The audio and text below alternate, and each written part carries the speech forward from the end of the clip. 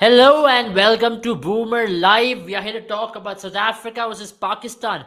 A mega contest which will be played in Group 2 for Pakistan. They're still hanging on by a thread right now. They will be hoping that South Africa, absolutely crashes tomorrow. They get 2 points. They kind of go up the table, and South Africa loses to Netherlands or India loses to Zimbabwe.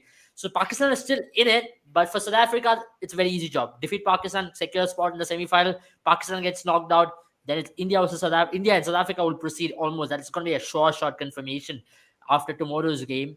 So these are the possible scenarios which we'll be presenting in the table as well. But let's talk about tomorrow's game first up, because an important clash for Pakistan after that first ever win in Australia. They will be looking to come up charged. And remember, there's a very good record which Pakistan holds against South Africa. They've been undefeated against South Africa, which means they hold a 100% record, 3 matches played, and they've never lost to South Africa in World Cup since 1999. So Yeah. crazy record for Pakistan to hold going into this match. 2015 World Cup, when it was played in similar conditions, Pakistan went on to defeat South Africa, able to display a lone hand over there, but it was not enough. And even in the last World Cup, when South Africa and Pakistan met each other, it was Pakistan who went on to win. I'm talking about the ODI World Cup. But when it comes to T20 World Cups as well, they always have held a better record against South Africa. Jaren, welcome on the show, and also Sandeepani. Jaren, I'll get you first up. Your thoughts on this mega clash? Tomorrow's clash is going to be an important one, especially for Pakistan if they want to keep some hopes alive of them staying in this tournament. And tomorrow, one of the two records are going to give. Either Pakistan's, I think, perfect run against South Africa is going to give, or you're going to see Pakistan's, lack of wins in Australia going to give. Obviously they're 1-1, but they would want to continue that. But either of the two things will definitely change. But that being said, I think obviously South Africa is going to come into this match a lot more happier. They beat India in a very close contest, but they were able to dominate most parts of that match, and especially to come back from where they were against the bowling attack of India, they would be very confident. Pakistan, on the other hand, would know that this is probably going to be the stiffest challenge. In even India, I suppose, wouldn't have been this challenging because South Africa is just looking like. To be very honest, in my book, South Africa is probably the best team of this tournament. They Yeah, have not I agree with been you. weak I in agree with you. any aspect. Yeah. It could have been New Zealand and South Africa, but until the England match. But now I think it's all South Africa all over. At least for now. Mm. I totally agree with Jaren on this as well. I think I'm getting a little dehydrated, so I'm just filling in as many liquids as possible. I don't know. And I feel very thirsty, man. Leave that. You know what? Last time around when I saw South Africa versus Pakistan encounter, one thing which I was able to perceive from that particular game is that Pakistan's bowling always have tend to trouble South African batters. Maybe even in South Africa, when Pakistan went on to defeat South Africa and South Africa, there was a T20 series play. I can understand it was a lower team of South Africa. It was not their main team. But one thing which I've always noticed is Pakistan bowling has troubled South African batters. Your thoughts on that, Sandeepani? Because the likes of Haris Rauf, he's been in very good form. Mohammad Wasim Jr. has been in very good form. Naseem Shah has been in very good form. Maybe barring Shaheen Shah Afridi, they have a very potent attack to trouble South African batters. You saw that even in the Indian game, they did trouble quite a lot. I think tomorrow it's going to be the contest of the bowlers. The team with the better bowling effort will go on to win, because not just Pakistan, I think South Africa has been tremendous in this World Cup, especially with their bowling. Wayne Parnell, Lungi Ngedi, Enric Norkie, all have come to the party. It's just, I think, Rabada has been the weakest link in the bowling department. And if you think about Rabada being the weakest link of a bowling department in a multi-nation tournament, then you have to understand the way the others have performed. They have actually lifted their games. It was a brilliant bowling display against India. India were caught off, not actually off guard. They never really got going in that game. It was difficult to score, but still, they never really got going. And also, I think the Pakistan opening pair has not really clicked this in this World Cup. Yeah.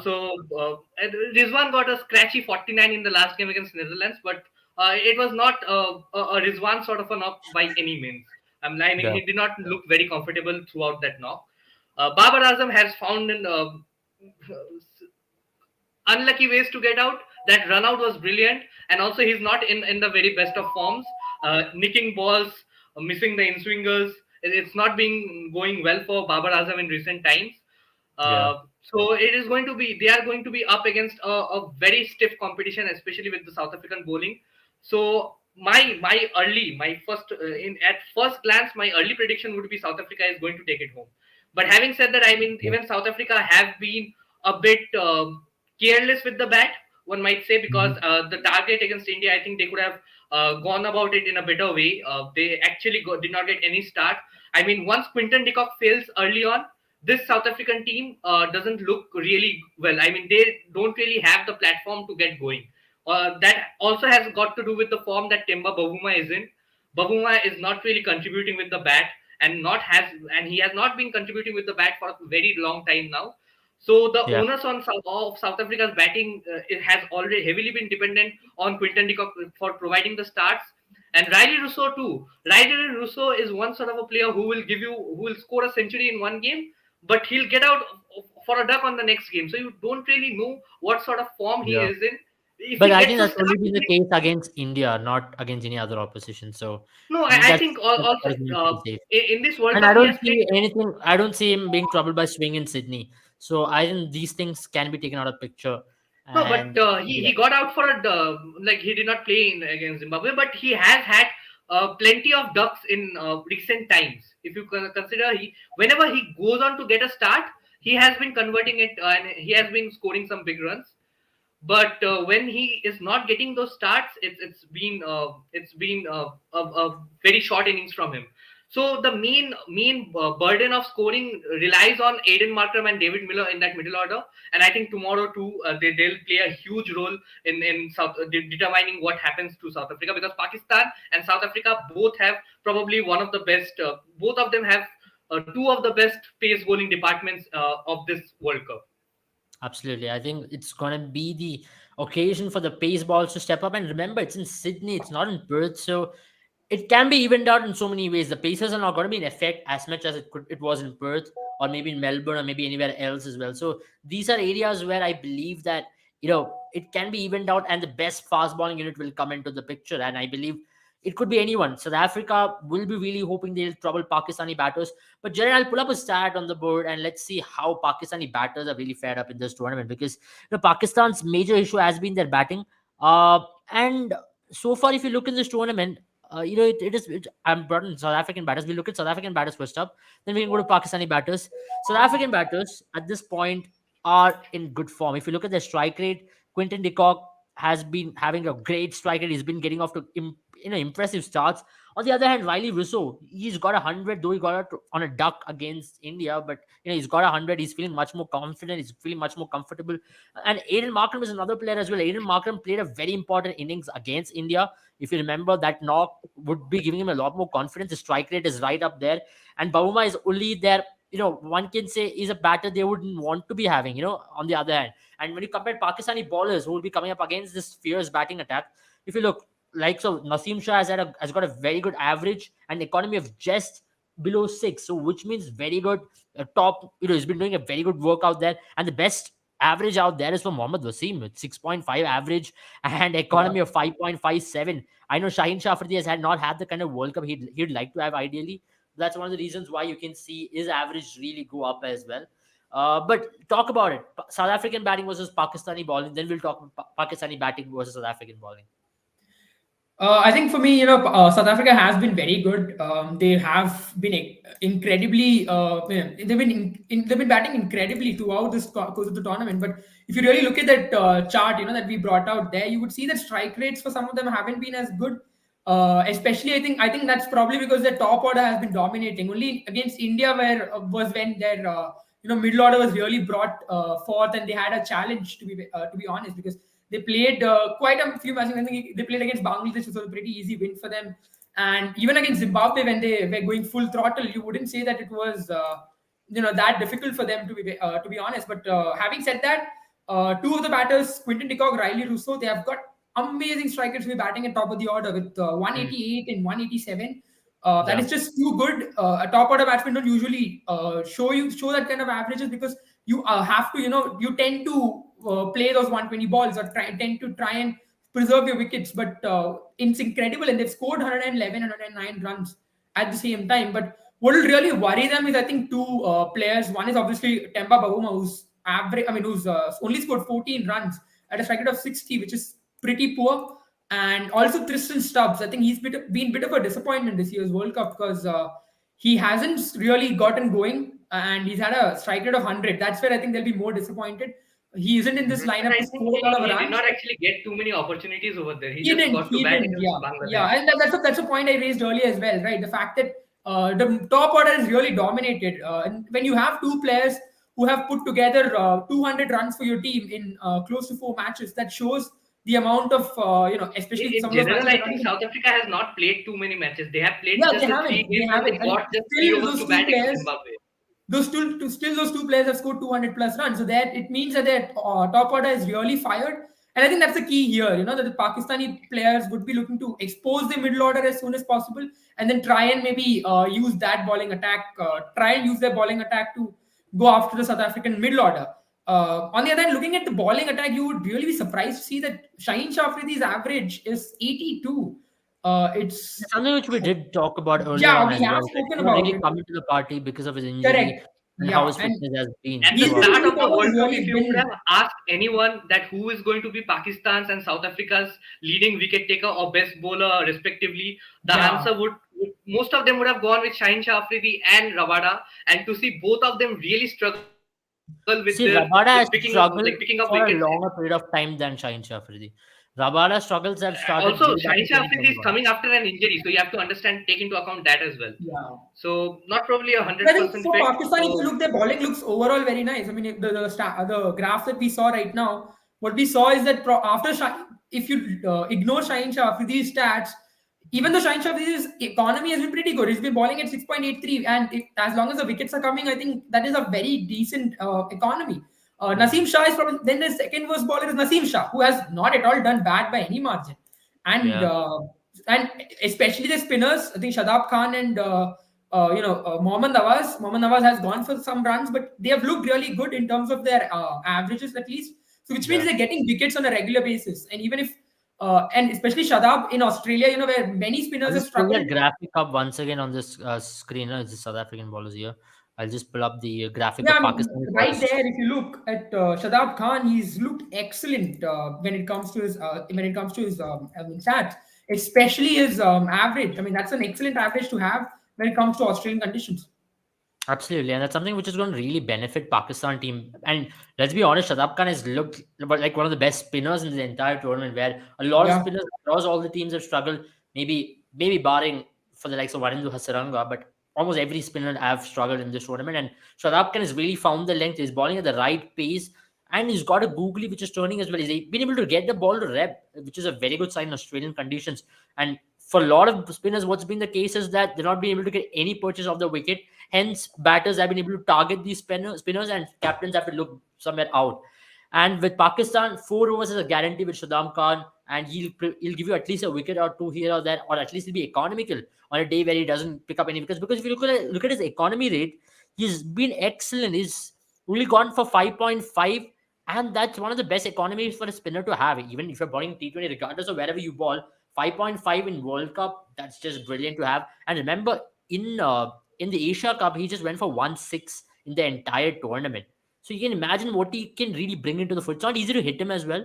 He's a tough Yeah. player to hit. You can't really go after him because he's got various lengths. He keeps varying his lengths, his And lines. he bowls You can't- at perfect length for spinner, right? I mean, for a spinner, I mean, you see that case in the case of Akshar Patel as well, where they ball that kind of length where you can neither set up yourself on the back foot, Yeah. or neither can you step out and smash him for a six. It's very rare that you see Shadab Khan, especially you see Shadab Khan getting smashed for six down the ground after batsman step down. Yeah. You usually see him sometimes he drags the ball down, but aside from that, you never see him get hit for sixes, like at Absolutely. least down the ground. Absolutely. So, Sanjay, will come to you now. Let's shift focus to the, Pakistan batting. It's been the talking point throughout the course of the World Cup, where Pakistan have really not turned up as a batting unit. And that's something which we will focus on even more in this live. And we'll have a discussion as to where and what kind of challenge they'll be facing tomorrow. If you look at their batting, Shan Masood has been quite impressive. If you look, in terms of runs, he's got 108 runs at a strike rate of 112, which is not a good sign. Fakhar Zaman is ruled out, so I'm sure he's not going to be of any effect. But otherwise, he has a phenomenal record against South Africa. And Iftikhar has been one of the better batters in terms of strike rate. At least he's got a strike rate of 126, and he scored 62 runs, from which 50 came up against India, and rest two innings is not really Yeah, I looking mean, good. it's just incredible that when you look at this graph, you see that Shaheen Shah Afridi has the best strike rate among all of them. I mean, I wouldn't really count the bowler strike rate. You wouldn't. But then you look at also the amount of runs he scored. It's more than Babar Azam, Asif Ali, and Haider Ali put together. That's the kicker of all of it. Okay, that's a very interesting graph. If you look towards the right hand side, Sandeep, buddy, your thoughts on that? Because that's a huge hole or a dent in Pakistan's batting attack, right? When it comes to that, Babar Azam's form, 8 runs in the entire tournament with a strike rate of 53, and Haider Ali, who was a promising talent, who they all identified to be, and tomorrow I bet he'll be playing as well because they have no other option other than to go for either Asif Ali or Haider Ali, and most likely it is going to be Haider Ali who will get the nod ahead.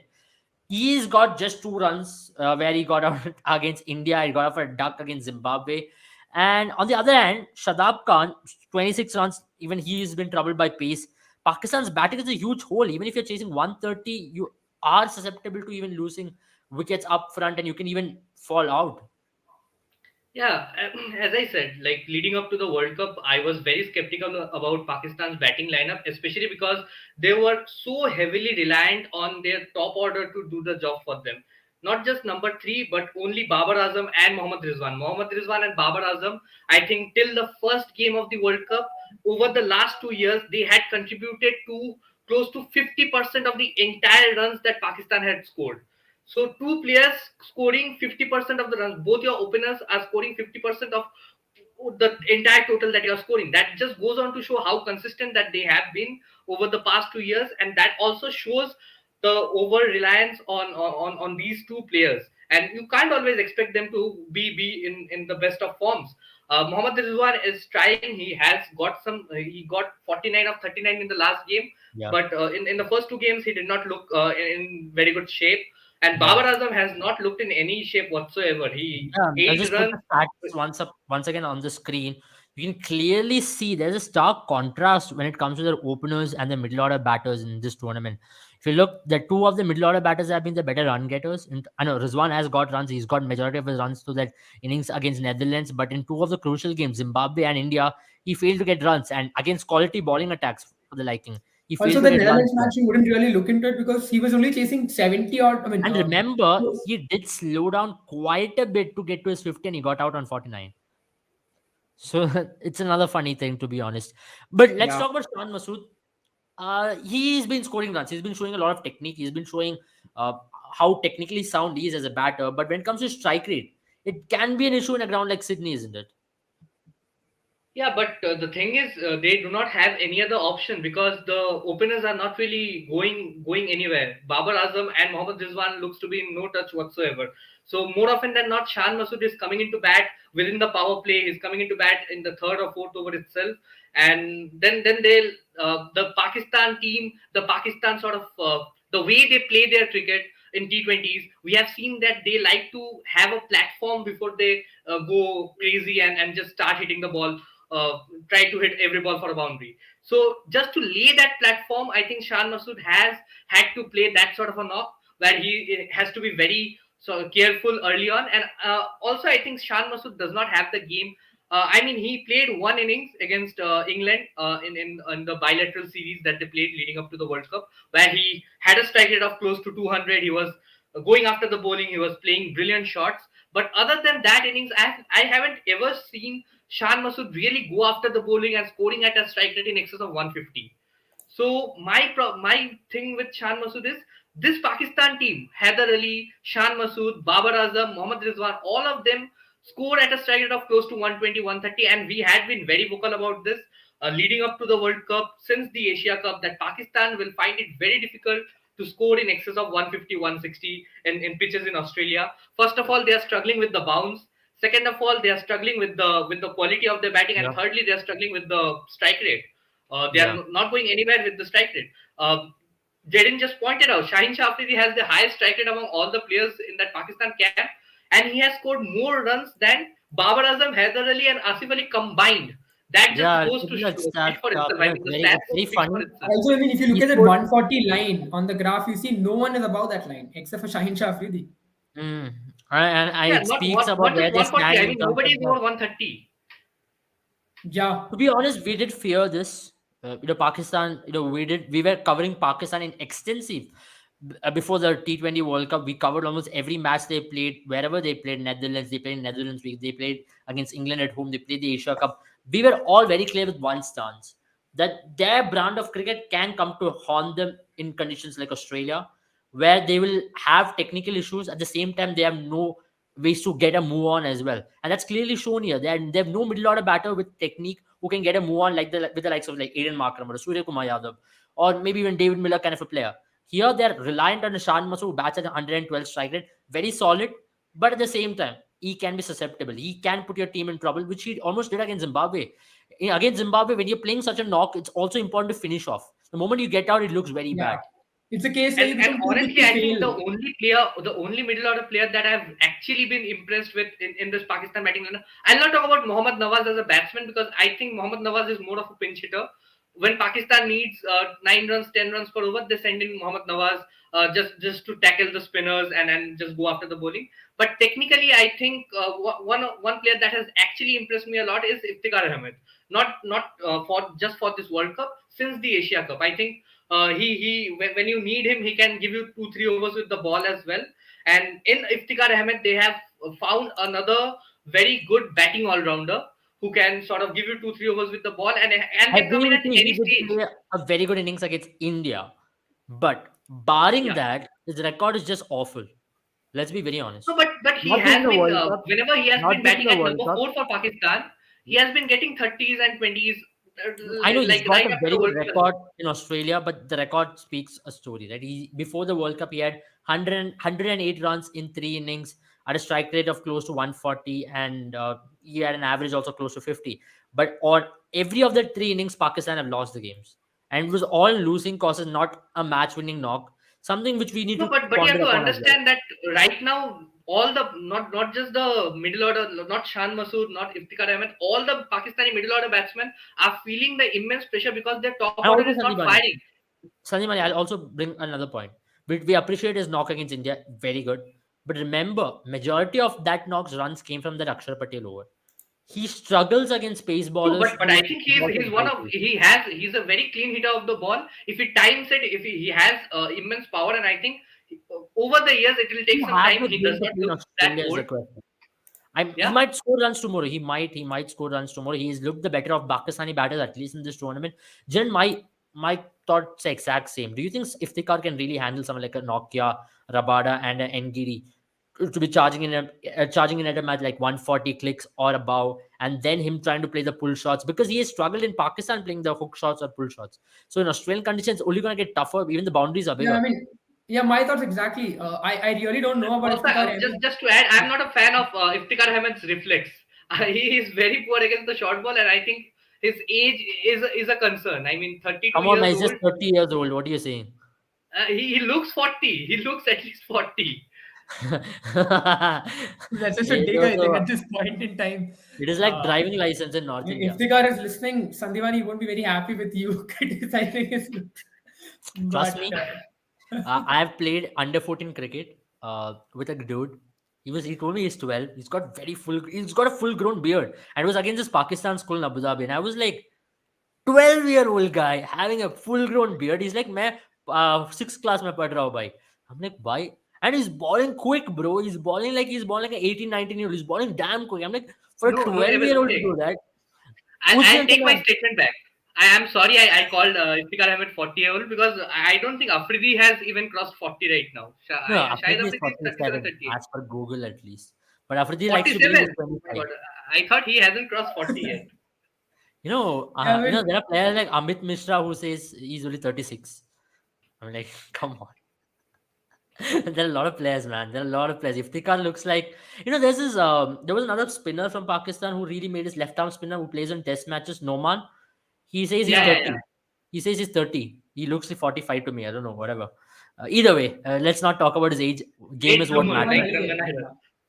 But yeah, Age when is talking just about a the question number. that you asked me, Abel, I think Iftikhar has had that issue. We saw that in the England series where whenever the ball comes to his chin, he's someone who's not able to play that as well, and he always ends up skying the ball One more issue with Iftikhar Ahmed is I think he's got a very good boundary scoring ability, but he's not very good on the. I mean, when it comes to running between the wickets, he's not someone who's good at finding gaps, and that's the reason why you'll see he struggles in terms of his striking, because it's one of those rules, right, where you try and score boundaries. After you score a boundary, you try and take singles, make sure that the bowler is unsettled. But that's something that I think this Pakistan team on in general has struggled.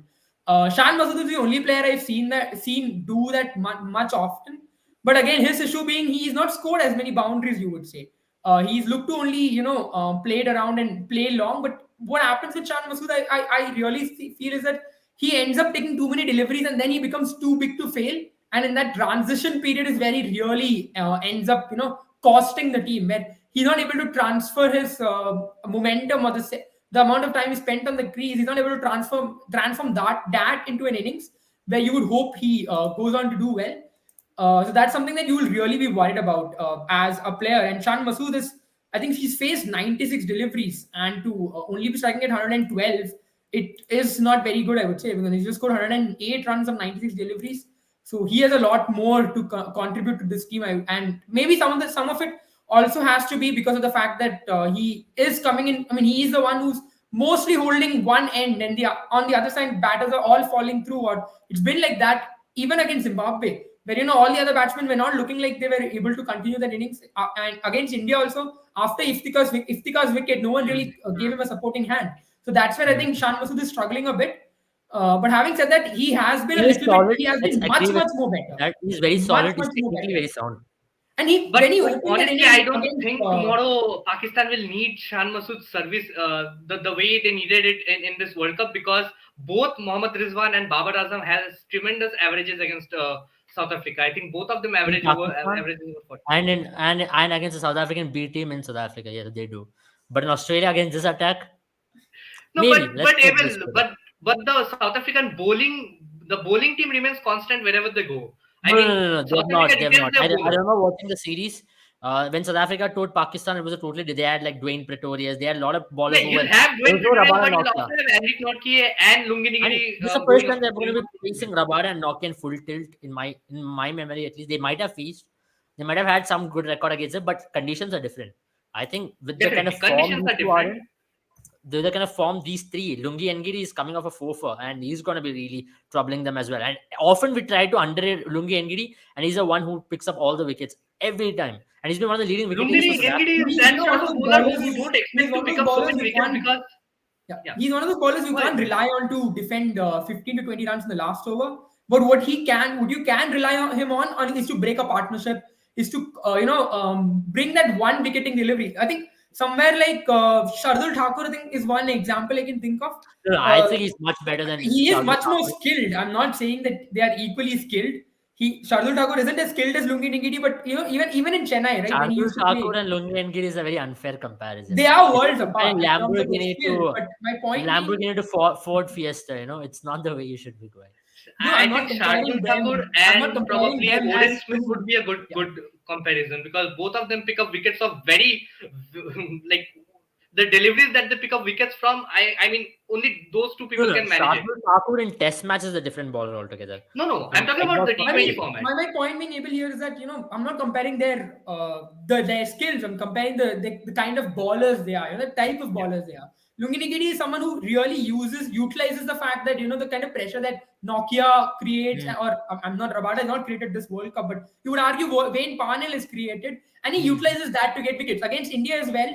You saw him ball beautifully, but he was the one who reaped the benefits of all the ballers who came together and who was bowling well. I think it's somewhat similar to what do you see with I would say what do you see with Pakistan when it comes to Haris Rauf. I mean, Haris Rauf has also put pressure on his own, but when it comes to Naseem Shah and Haris Rauf, you always see most often than not Haris Rauf reaping the rewards of Naseem Shah's hard work. Absolutely, that's something which we like to comment as we talk about batting partnerships, bowling partnerships in especially in conditions like Australia is so important, because one bowler is definitely going to get a lot of rewards, and we talk about it in Test cricket but at least in T20 cricket, it's another facet which is very important. Let's look at South African bowling for the other end, because we are talking about South African bowling. If you look, Lungi Ngidi has had one of the best tournaments so far. 8.16 average. I know he's only played one game, but he's been very effective in that game. Rabada's average is just awful at this point, 70 for a fast bowler. Keshav Maharaj, I won't really go much into it because he I is mean, even not look the at most. Tabriz Shamsi's average. He has a much better average in Yeah, economy he's than got a very good Keshav average. I was Maharaj. very I surprised know he's he not playing played last. in the Zimbabwe, not the Zimbabwe game, rather, he played in the Bangladesh game. And Yeah, in he that picked up. match, he took 3 wickets. Huh? Yeah, he picked up 3 for 20, I Yeah. guess. Yeah, and that's the only match he's So, played in this tournament. But I think Keshav Maharaj has been given the chance to play because he's a better bat. Yeah. That's the You reason why know, he's the only spinner that one they of are my favorite taking in. bowlers in this list is Anvik Nokia. We often criticize against him for his economy. He goes for Yeah. plenty of runs at times. His rhythm is something which he's looking to find, because he's someone who's gone through a lot of injuries over the last couple of years. Because he's someone who bowls at full throttle as well. He's not like other bowlers. He's gonna He does come in not. and give you 150 He Ks doesn't from the like World bowling Cup. cutters. I think Yeah, he he does not rarely believe in bowling balls those cutters. cutters. Even on the most surfaces which grip a lot, he'll come and ball at 150 clicks or 145 plus Absolutely, yeah. clicks. That's what he get from Anvik Nokia. Hence, there are probability of him going for runs as well. But then this World Cup, he has not gone for anything in excess of 6. He's gone in below 5. That's excellent record to have against India. He was phenomenal once again. He came and picked up Deepak Huda's wicket. He was troubling Virat Kohli initially, and he was brilliant. He was brilliant out there, bowling some searing pace deliveries. It was tough to get him away, because in Perth, especially with the kind of pace he's got, you saw that with Mark Wood as well. But even in Yeah. Sydney, the game against Bangladesh, he was very quick. In drier conditions, he becomes even more lethal. We've seen that in Sharjah as well, how he becomes even And more if lethal. there's a tiny bit of seam movement off the pitch, then I think it's just impossible to face Andrik Nokia. And that's what we've been seeing this World Cup. This World Cup, there's been a bit of a movement off the seam, especially with a new ball. And Andrik Nokia, with this kind of pace he has, if the ball moves, I think when the ball is seaming at that pace, it becomes very difficult for the batsman to face, because Yeah. in many ways you have quite a bit of time to counter swing, because the ball that swings, it doesn't swing, it swings gradually, but when the ball pitches, it seams away or it seams into you, it's quick off the pitch, and you don't have much time to react. And that's where, and especially in white ball cricket, where the batsmen are mostly even premeditating many of the times, looking for a boundary option. That is where, when the ball starts seaming at that pace, it's really difficult to face. And Andrik Nokia has been, I think, really breaking speed guns, and he has been making sure that the ball seams a lot more, and that's where I think he's been utilized very well. Absolutely. That's something which, you have to credit to Themba Bavuma. I know we do criticize him a lot for his batting, but when it comes to captaincy, he's done a very good job for South African cricket over the last 1 year. You're seeing that in the way they're playing as well. One of the reasons why they're contenders for this World Cup is that, and you have to give credit to Themba Bavuma. Where credit is due, you have to give it. Aisha says, my husband quite likes discussion. He's an avid cricket freak. Great job, guys. Thank you, Aisha, and wish you a very happy marriage. So thank you for that. So we'll move ahead into the discussion. We'll talk about the fantasy picks now. It is no, the most I'll just mention one thing, that one player that actually flies under the radar in the star-studded bowling lineup is Wayne Parnell. Because you talk about Lungi Ngidi picking up wickets, you talk about Rabada, Andrik Nokia, Keshav Maharaj, but our pick, one of the top 5 picks for to watch out for, players to watch out for in this World Cup was Wayne Parnell. And just see his bowling. I mean, he has also gone at an economy rate of less than 5 and an Yeah. average of less than 10. So he has picked you early wickets. He has come back in the death, picked you wickets, not gone for too many runs. He has been spectacular. The only yeah. thing why the only reason why he probably flies a bit under the radar is because some of those wickets have come against the tailenders. So he picks up 1 or 2 scares, he dismisses 1 or 2 tailenders, and then that's why probably he flies under the radar. But I think he has been a spectacular bowler this season, and he has been the reason why South Africa has not really missed Rabada's services. Rabada has not been great in this Yeah. World Cup. So just because Wayne Parnell has stepped up, this has been a tournament that South Africa has not really fumbled or crumbled. And on paper, I mean, they were, India and South Africa were the 2 teams that were favorites to go on to the semifinals at the start as well. It was not Pakistan. It was South Africa. I mean, also, if you look at the graph on the money, I mean, even players like Keshav Maharaj and Rabada who haven't gotten wickets, you would say their average. I mean, the economy is pretty low still, so they aren't giving runs away. The average is only high because they're not getting wickets, but they are bowling really well still. I mean, in terms of T20I, norms, Yeah. they have done well, and both the bowling attacks. I think only one player each for South Africa it's Lungi Nikiti, and for Pakistan it's Mohammad Nawaz. Although Mohammad Nawaz is inching closer to 9 runs per over, these are the only two bowlers who are giving more than 8 runs per over. Well, the rest of them have given below 8 runs per over. I think that's something that we've seen throughout this World Cup as well. But it's an exceptional record to have overall as a bowling unit.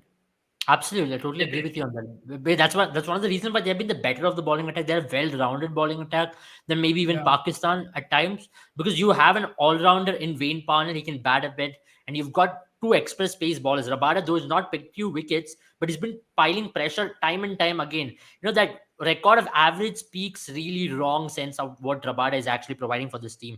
And he's gone for 7 runs per over as well, but the number of chances he's created. Exactly. I think even in the India innings, he bowled really well. He was just unlucky that wickets went to other bowlers, and that can sometimes happen. It just. I think especially when it comes to bowling, I would say that bowlers really work in a team, in a unit.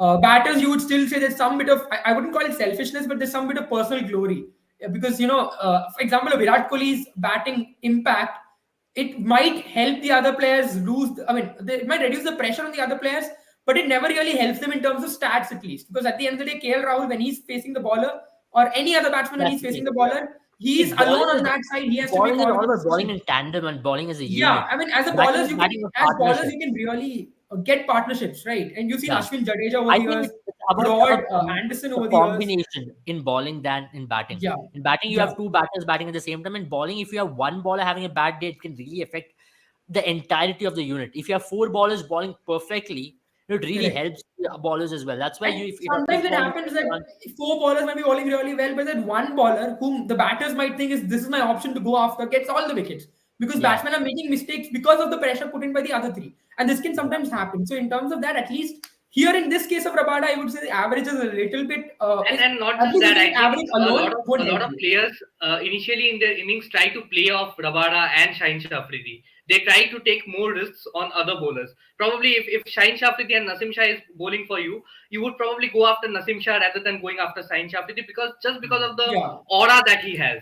And I think the same is the case with the South African team. People tend to play off Rabada early on, and then Rabada bowls 2 overs at the death as well. So that is where I think where he's been considering the economy rate is close to 8.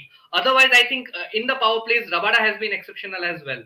Yeah, he's been yeah, definitely. And not just that, I also feel I just lost that chain of thought. Yeah, you also feel what? Rabada is a bad bowler? No, I lost it. I was going to say something, and then I... You also feel Rabada is a good bowler. And of course, Rabada is a good bowler. That's what I like to believe. So I'm a big fan of Rabada, so I'll back that guy.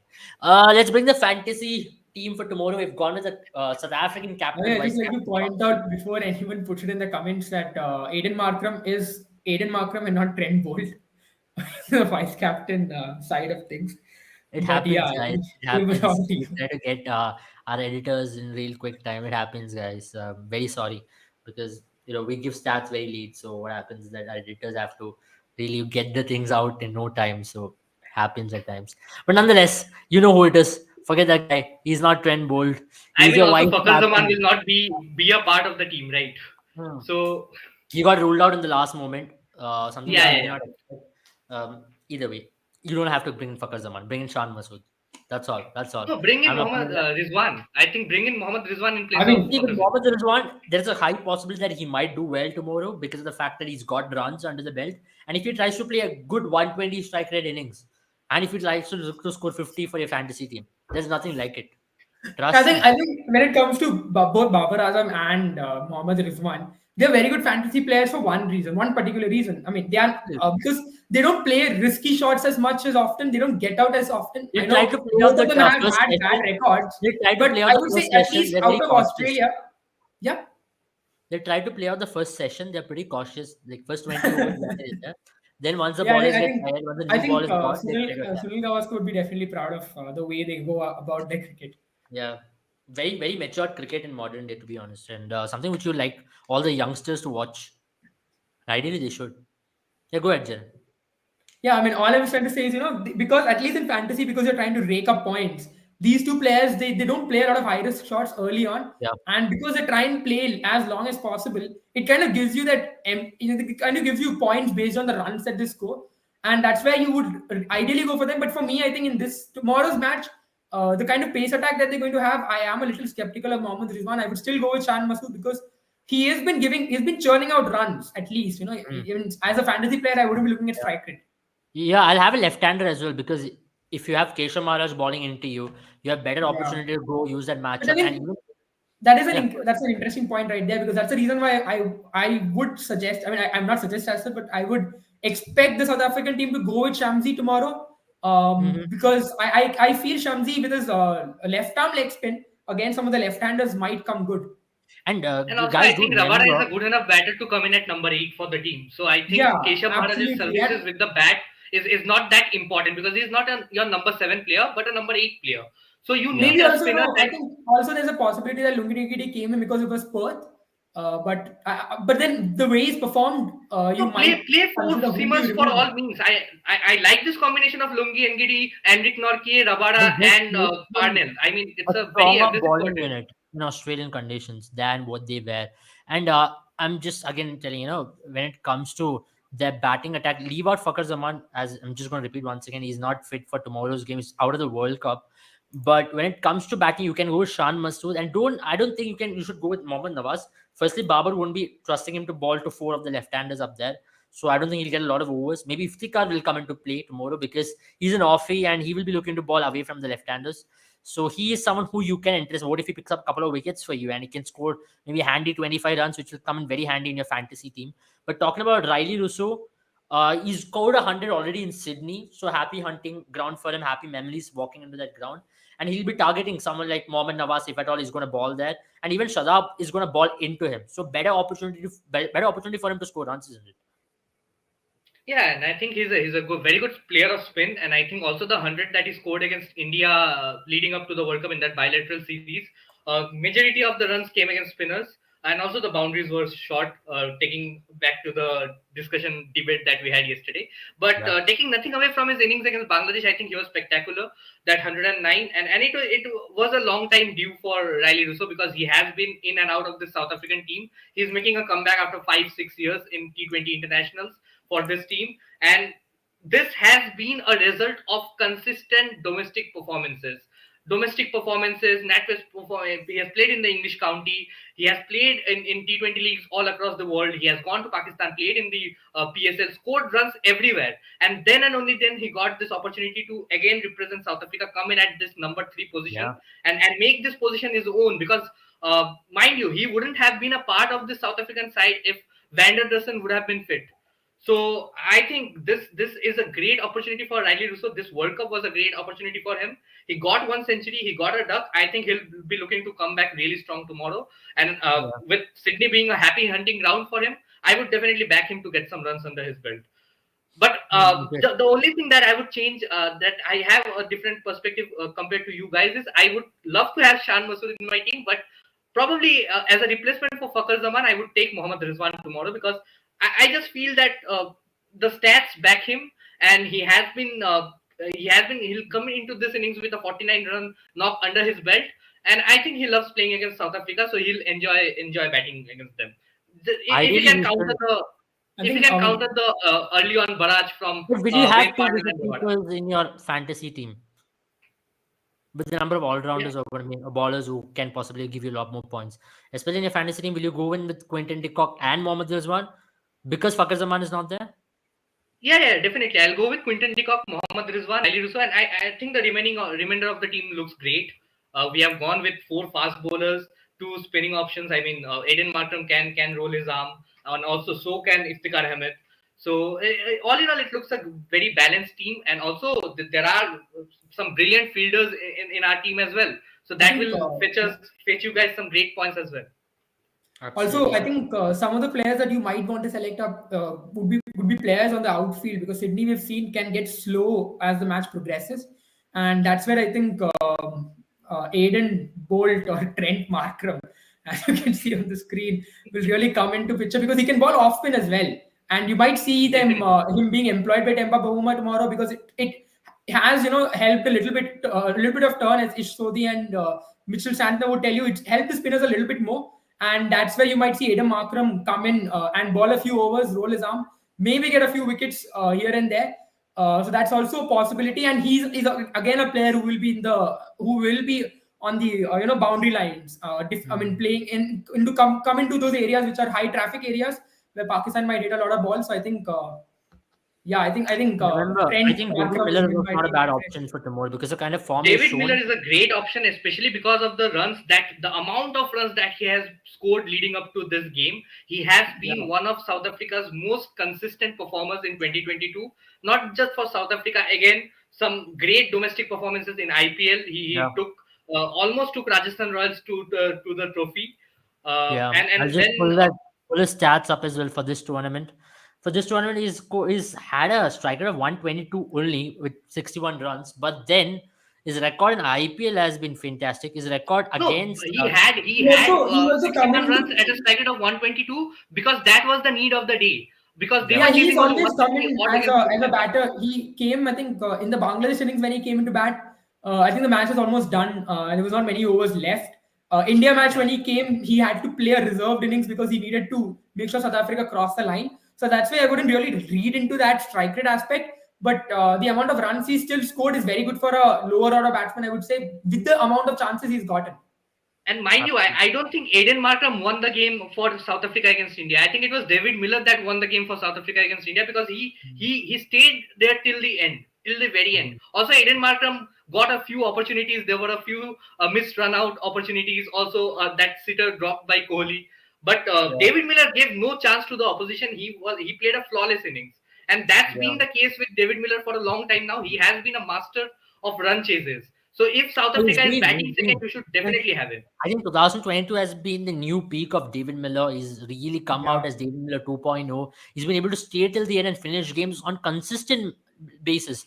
What we've seen with David Miller from 2013 to 2020 maybe is that he used to come, he used to maybe explode in one of the occasions out of the 5 innings, but now he finishes games at least 3 out of the 5 innings. That consistency has come over a period of time with experience, and he's been able to rediscover himself with his game against spin as well, which he used to Yeah. struggle heavily in the last few years. But now he's been able to have a lot more positivity against spin, use his feet a lot more, use slog sweep a lot more, access offside, which we did not see of David Miller in the previous 6-7 years. So that's something which is very good to see. I don't know if it's the IPL which has done him good or whatever it has done him good. It's good for South African cricket and even for his IPL franchise or wherever he plays as well.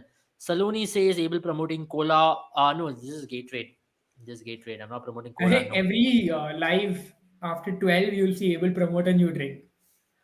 Yes, I am And I think a Cola drinker at stocks night. took a This is, huge dip I think over this is there Abel's with Abel app doing this to Cola. to all of you all who are looking for to I mean, give an ad or sponsor our show. This is Gatorade. So Abel's guys, application. here's an ad. We're looking Yeah, for so that get it some stop going revenue. like Hopefully this, soon and enough it Cola will stops be coming down, crashing down. hopefully soon enough it will be called Gatorade Boom 11 Cricket Talk. Or Limca. Come on, you can give either of them. or wait, or thumbs up. It's Wait, I don't okay, even know Abel. what the hell I None of them are going to sponsor us, so it's fine. You never know, guys. Sandeepani. You Anyone never know. anyone watching us? Absolutely, we are We open we for might get a sponsorship. copyright of some sorts if we continue to use Limca and stuff like that. That will be the only thing that will come out of it. Who knows? New thumbs up ad. Sandeepani is gonna run in thumbs up. Feel good. Oh my god, that's gonna be perfect. I'm absolutely loving this. But let's get back to cricket. But sponsorships are part of commercials, and cricket has become a commercialized sport. So it's part and parcel of the game, guys. Never mind. We'll get back to पैसा analysis. फेंको तमाशा देखो. वही तो super chat on करेंगे सब आके देके पैसा देके जाना ठीक है बीक नहीं मांग रहा हूँ पर I think हाँ we've suddenly come to extortion out of being a cricket show. Let's just move oh on. my Let's just god move on. Yeah, yeah. let's Yeah. just move on like I like to say to a lot of people But let's go. Let's just go ahead and let's talk about what the fantasy team is all about once again. Andrei Nokia and Harris Ruff. How much wickets do you think they can provide you? Because this looks like a very good bowling attack which we picked, right? It is. It is. I think on both ends. I think tomorrow's match is going to be about the team which is able to brave the other team's bowling attack. Who bats better? Because both the teams have got really well-rounded bowling attacks, and they're going to come at the batsman really hard. That's where the batting lineup that is able to counter bowling attack will make sure that they take the game away, and that's where South Africa, at least from the graphs that we've seen so far, South Africa looks the better batting lineup. But if tomorrow Pakistan gets early inroads and gets the top order blown away, and they need to get consistent wickets, but if they're able to, they will be at least exposing that middle order, and that's where maybe Pakistan has the best opportunity to win the match tomorrow. So that is somewhere you want Harris Roth to do well. He's someone who balls whenever Babar Azam requires a wicket, and that's where I think I'm saying that's where a lot, but. Yeah, So that's where Babar that's Azam gonna bring Harris Ruff in, that's and where exactly we are heading into. I'll ask Sandeep now. yeah, Yeah, Sandeep, my thought. I think in this team you can probably try out Wayne Parnell as well. Probably in place of Lungi Ngidi or Andrik Nortje, because Wayne Parnell will give you some extra runs with the bat as well, because he'll come into bat at number 7, and also he has been bowling one over, at least one over in the depth. He has been coming into bowl one over in the middle overs, and he has been bowling 2 overs or 3 overs up front in general situations. So that's when if people can't get after the bowling of Rabada, people are going to take risks against Parnell, and I think that is when Parnell has been so dangerous, and the stats speaks for itself. He has an economy of less than 5, an average of less than 10. That is spectacular for a player who is not your prime bowler, who is probably not amongst your top 3 pacers as well for the country, but he has been flowing under the radar and doing a great job. Marco Jansen has been sitting on the bench because of Wayne Parnell and because of the performances that he has been pulling out in this World Cup. But Wayne yeah, Parnell has And, been and super consistent. Definitely, and the trust that the South African management has shown in Parnell to persist with him even after so many years, because with Parnell the thing is he was consistent. He has There has been patches where he has been very consistent, but then there has come the dip where he has looked to be trying to be getting to more consistent, but he has not been able to be consistent in that phase. But there has been plenty of career dips in Wayne Parnell. But the thing with him is he bounces back all the time, and he's another player that has made a tremendous comeback in 2022 in T20 internationals. This South African team, David Miller, Wayne Parnell, Riley Russo, all of them are making a comeback and doing wonders for the team Yeah, this year. absolutely. Absolutely. Rashid, that's a very important question to all of us. I think with that, we'll end today's live as well. So, before we end the live, Sandeep, tell me your all time favorite cricketer. Sachin And Tendulkar, Jaren, hands down. okay. I mean, Jaren, so mine is going to be my pick is going to be very left side choice, and I don't think anyone in the world probably would say this, okay. but my favorite cricketer is Ravichandran Ashwin, and I'll tell you why. I've had this. So I remember a long time back, when Ravi Ashwin started bowling for CSK. That's when I was, that's where I was like trying to get spin, trying to ball spin. And when I saw Ashwin, I tried to model my action on him. And that's where I really, followed his career throughout. I really adore cricketers like MS Dhoni, Virat Kohli, AB de Villiers. MS Dhoni has been a long time favorite. But if you have to ask my favorite, the one cricketer that is very close to my heart, it has to be Ravi Ashwin. Yeah, absolutely. That's a great one. I mean, I like What this about you? choice. What about me? Yeah. My favorite cricketer is Iftikhar, guys. Total legend of the I game. was low-key expecting able to name himself. He was going to be, I am my favorite cricketer. I bowl really fast. Yeah. Appendage favorite. So, I think that's the reason why he's taken Iftikhar, because I suspect Abel believes he'll be able to get Iftikhar's wicket. just joking, guys. My favorite cricketer is Virat Kohli. He's a right-hand batsman, plays for India, bats at number 3, scores runs, and he smashes Pakistan. That's it. So that's Virat Kohli, in case no one knew. Yeah. He's just a cricketer who plays for India, guys. Sometimes he does like Ben Stokes and all that. So Virat Kohli's favorite cricketer is Ben Stokes. So I like Ben Stokes as well because of that. It's also So either It's also Jofra Archer's favorite word in Hindi, Ben Stokes. For those of you who want reference, you can go to the Rajasthan Royals YouTube page and catch this video. But Jofra Archer, in his interview to Ben Stokes, said that his favorite Hindi word is Ben Stokes. So Absolutely. Ben Stokes is a very good word. I mean, it should be included in Hindi dictionary. I don't know why it's not. Why is it considered And as I a... hope with all the shout outs that Ben Stokes is getting, he finally gets to perform with the bat in the upcoming game against Sri Lanka, because that is going to be a Absolutely. very key encounter for England. True. I think Ben Stokes should himself call himself Ben Stokes and start batting, you know. Ben Stokes, क्या कर रहा हूँ मैं? तो ऐसे ही खेलने का है. तो I hope it was all funny and humorous for all of you to end the live on a lighter note. But it's been a very long day, guys. We had to undergo heartbreaks, you know, heart-throbbing moments today where I thought India was knocked out of the World Cup. Then all of a sudden you're like, oh my God, rain has A stopped. Okay, guys, 2007 I want scare. to address this right now. As we're talking about it, Twitter में क्या चल रहा है? ये पहले बता. What is all this no ball and cheating, huh? I really don't understand this. I'm really going to open up right now. This is going to be a candid version of me. To be honest, I opened Twitter today. The first thing I'm seeing is Indians bought umpires to play on slippery grounds. Because of slippery grounds, Indian fielders are able to dive faster and run faster. Rollers case लगा के रखा है क्या? What is happening? Secondly, Virat Kohli asked for the no ball. Why can't Virat Kohli do umpiring himself? Let's be very honest. Two bouncers in an over the head is a no ball in cricketing rules.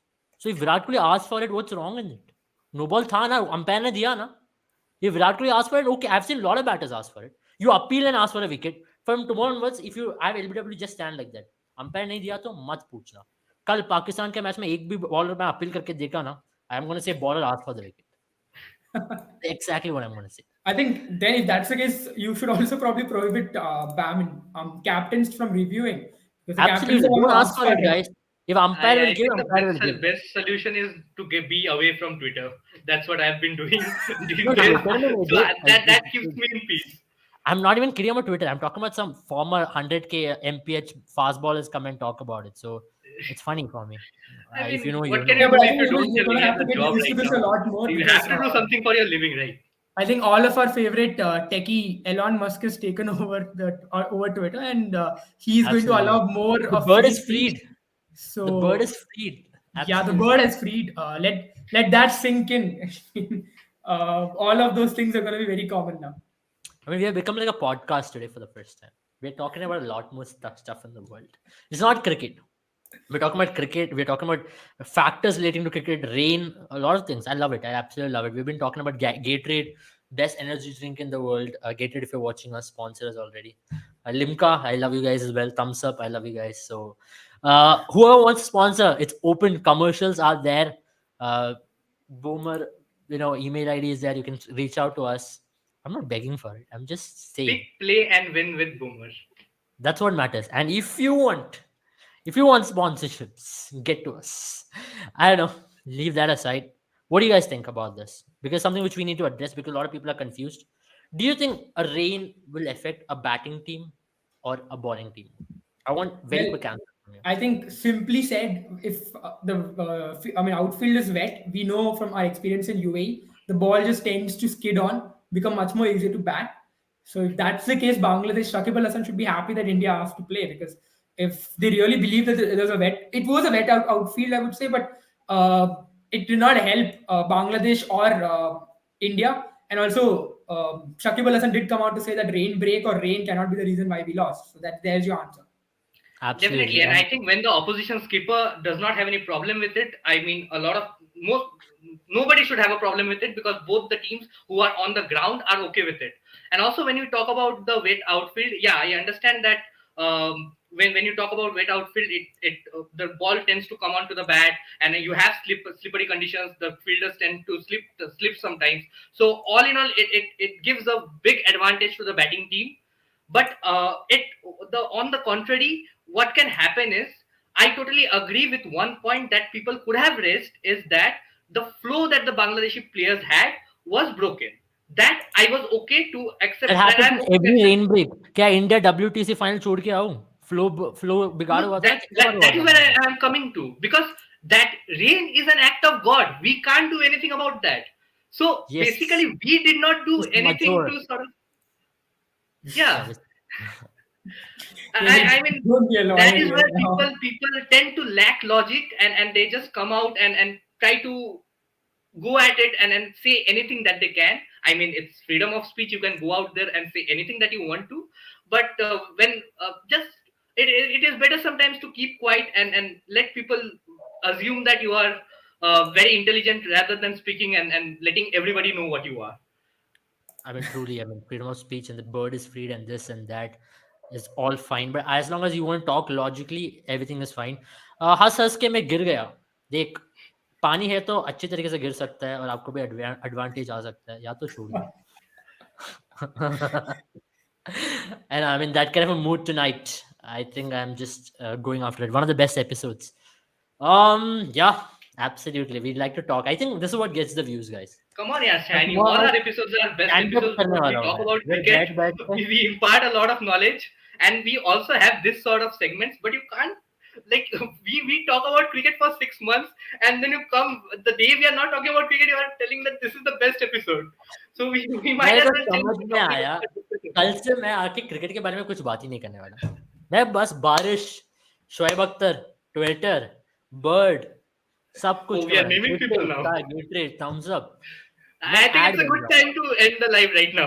I mean, Yeah, I think On that it's note, getting to a point where Evil is going and unfiltered. Rowan with Boomer 11, have an absolute ball of a night. If you're if you're feeling funny, have fun. Watch some stand-up comedies. Last 10 minutes of our episode today has been real fun. If you want more of these things, comment down below right now because this is the best episode, as Sayani Sayani. Gupta. Sayani Gupta has told us. So hopefully we keep you entertained. And absolutely, we are chill guys. You know, there's another side of us. We are very serious when we talk about data statistics. But on the other end, we pull each other's legs. So this is behind the scenes of what we actually do. But you got a real sense of it. So bye bye. Good night.